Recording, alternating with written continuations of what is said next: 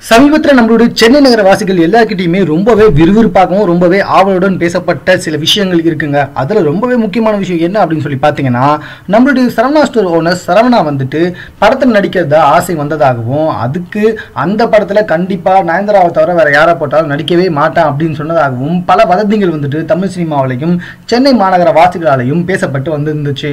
ஆனால் இது குறித்து வந்துட்டு அந்த அளவுக்கு யாருமே பெருசாக எடுத்துக்கலங்க.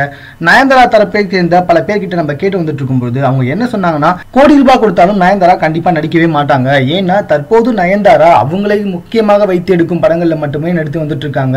அது மட்டும் இல்ல, அவங்களுக்கு கதை பிடித்திருந்தால் மட்டுமே நடிப்பாங்க. அப்படி இல்லைன்னா நீங்க எத்தனை கோடி கொடுத்தாலும் சரி, எந்த அளவுக்கு வந்துட்டு அவங்க வைத்தாலும் சரி, கண்டிப்பா அந்த படத்துல அவங்க நடிக்கவே மாட்டாங்க அப்படின்னு ரொம்பவே ஸ்ட்ரிக்டா சொல்லிட்டாங்களாங்க.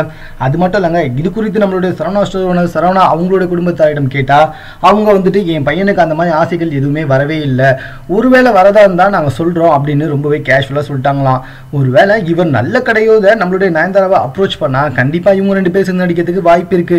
ஆனா அதை கூட நயன்தாரா நம்ம கிட்ட நேரடியா சொன்னாதாங்க தெரியும். மேலும் இது போன்ற செய்திகளை உடனுக்குடன் தெரிந்து கொள்வதற்கு எங்களோட சேனலை சப்ஸ்கிரைப் பண்ணுங்க. இந்த வீடியோ பிடிச்சிருந்தா லைக் பண்ணுங்க. உங்க கமெண்ட் எதுவாக இருந்தாலும் ஓகே, எங்க கூட ஷேர் பண்ணிக்கோங்க.